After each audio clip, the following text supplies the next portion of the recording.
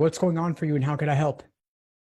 Well, thank you for the appointment. Really big fan of yours.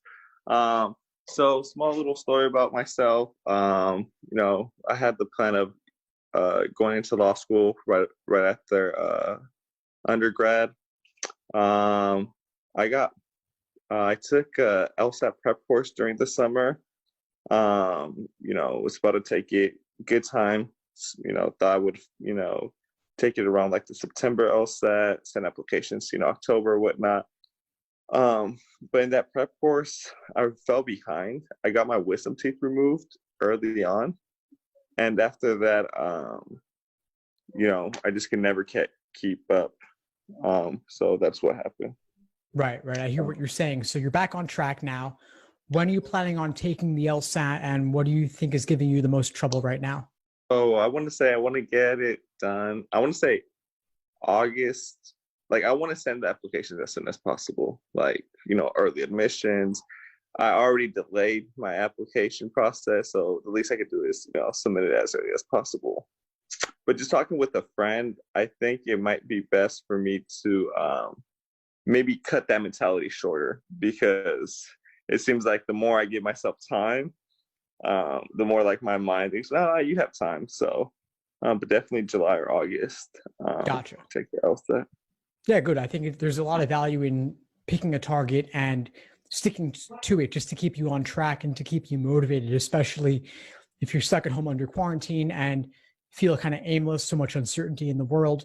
But regardless, that you are going to take the LSAT at some point, whether you're doing the flex or the digital, either way, the content is the same. So focus on mastering the content, the games, reasoning, reading comp, the sections, the pacing, all of that still applies. Mm-hmm. Right. I would say my biggest, where I need the most help, or where I need to put my time in right now, is logic games. So I have your subscription, which I really need to get onto. I haven't finished it. I've gone like halfway and I'll forget and restart it. But that's where I know the least, the ones that intimidate me the most. Maybe that intimidation factor is why I don't go through with it. The other games, I'll probably be buying your more of your stuff, because I was a big fan. But I do have some, like, a good sense of like understanding of them. It's just like, getting better, but my plan right now is do your learn the logic games through your video course, and then buy your planner, the LSAT planner, which the weekly ones, because it seems like I have or the daily ones. So yeah. Yeah, perfect. You've got the plan of attack, you've got the course. So basically it'll show you exactly what to do every single day over the course of your prep, which books to read, which chapters to read specifically, which articles, which course video lessons to complete, and then do several LSAT practice problems of that type. And if you need a different study plan, just reach out to me and I'll send it to you. I think it's really important that you have that level of specificity regarding what to do, so you can stay on track and you complete these specific things in this exact order. It removes all the guesswork, so you can just progress one baby step at a time. So it makes the whole thing seem a lot less overwhelming and a lot more manageable. Content do you have to buy there, which I don't mind? All you need to buy to use my schedules are the actual LSAT exams published by LSAC, and you can get them in the prep books on Amazon. You can use PDFs if you happen to have those. And what I really recommend is to get the official LSAT Prep Plus from LSAC, so that you have the exams in the exact same digital format that you'll be doing them on test day. Yeah. I saw one of your posts yesterday, then I screenshotted it because I thought it spoke out a lot to me. Like, it was like the process of studying for the LSAC, and it was like something about like learning, and then something. Yeah, laser. Yeah. Yeah. So I would still say, humbly speaking, I'm still in that laser, or in the L part of the LSAT, studying for the LSAT, but I just have to get to it. Like, I wrote a pretty good personal statement, I would say. I've been working on that since like the winter, and then just recently in quarantine, I have a second good draft. I have the president, extracurriculars, great internships. So it's just the high GPA. It's just the LSAT score, which I need to finish my application process to really be competitive. Yeah. Well, the good news is that it sounds like you have the other parts of your application already pretty strong. You've got the extracurriculars, you've got the GPA. Now just put icing on the top with the killer LSAT score. And that's actually the most important part of the application overall. So if you can master that, you're a shoo-in.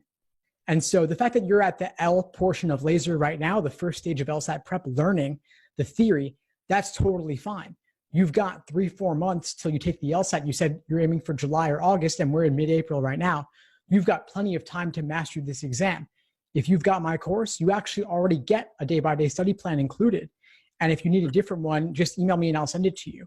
And it'll give you the concrete steps that you need to remove the guesswork. And so you want to move from L to A to S to E to R, learning, accuracy, sections, exams, and review. It'll take you from beginning to end. And it'll show you how to pull in the course lesson videos in conjunction with the prep tests. And like I said, do the prep tests in the digital LSAT format on LSAC's site. Whether you're doing digital or online with the Flex, doesn't matter. Either way, the format is the same. The countdown timer, the one question at a time, all that stuff is in there. And so you'll be practicing exactly like you're going to have it on game day. Yeah. Another part that just reading your emails, I've really liked. I like the meditation aspect of it. I didn't know how important that is.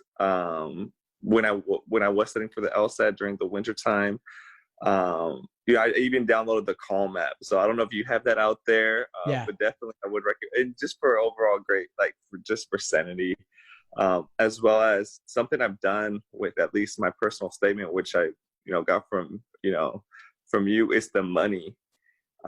So me and my friend are now being accountability partners to each other, and I was like, if I don't send you my personal statement, I'm gonna owe you a certain amount of dollars. So actually, funny thing is, I have $15 on today to start again with the LSAT process. So it's funny how money could really be an incentive. It is. And that's the thing, the price aspect of this, you put the incentive on yourself.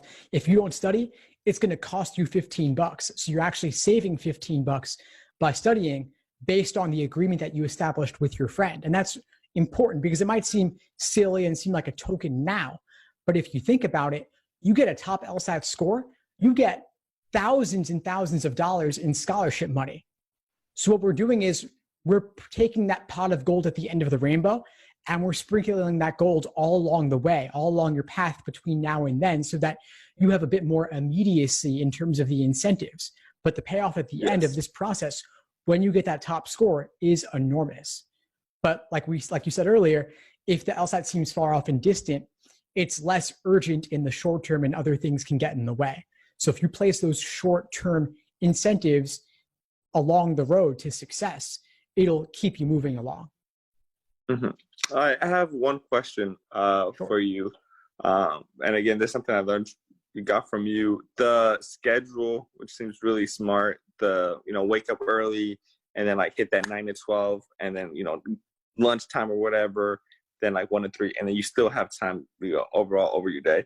I think during this quarantine, something that has prevented me from studying is that mentality of I started waking up at 5 a.m. and that's good. Did my meditation, I'm Catholic, pray, read or whatever, social media for a couple of days or so.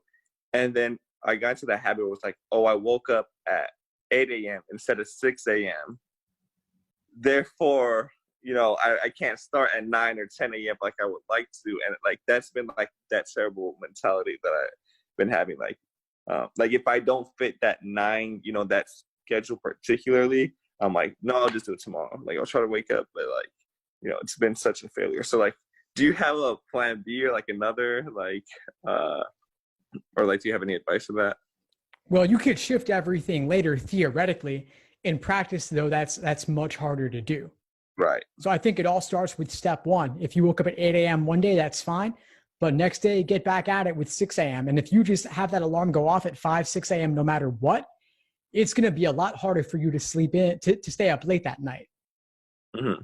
So I would say keep the early morning consistency there, because while the LSAT prep may have fallen by the wayside, I'll bet you still went on the social media, right? Yeah. It hooks you in. That's part of the system. It's not it doesn't speak on you directly because everyone's affected in that way. But you've got to just set yourself up for success from day one, and that starts with you waking up. If you stay up late, it's much easier to do non-LSAT things at 11 p.m. than it is to study for the LSAT at 11 p.m. Right. If you wake up at 5, 6 a.m., you're not going to be wasting time in the morning. You're like, I woke up for a reason. I'm going to knock out the LSAT and be good for the day. So I'd say just keep setting that alarm early and you'll get back into it. Yeah. Thank you.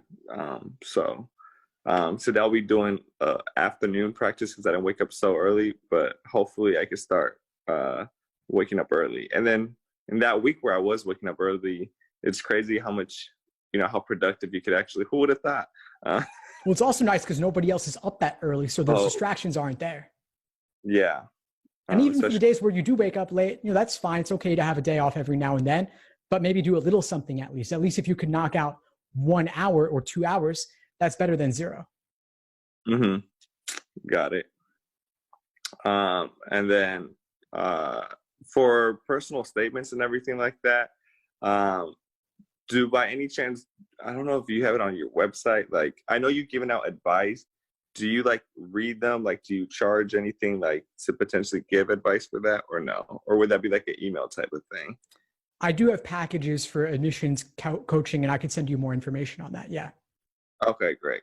I want, besides the LSAT, which hopefully, first I get that all, I want my application to be holistically, because even though the LSAT is important, the more I've learned about, I've gone to law schools, they do take a really holistic approach, I think, to the application process. Well, they do look at everything. Yeah. The numbers obviously are the most important factor, but you want everything to be strong. And so it's not as if working more on your personal statement has to detract from your LSAT prep. You could switch back and forth, take a break from the LSAT every now and then rather than doing something unrelated, at least you edit your personal statement a little bit more. And then you've also got the time down the line.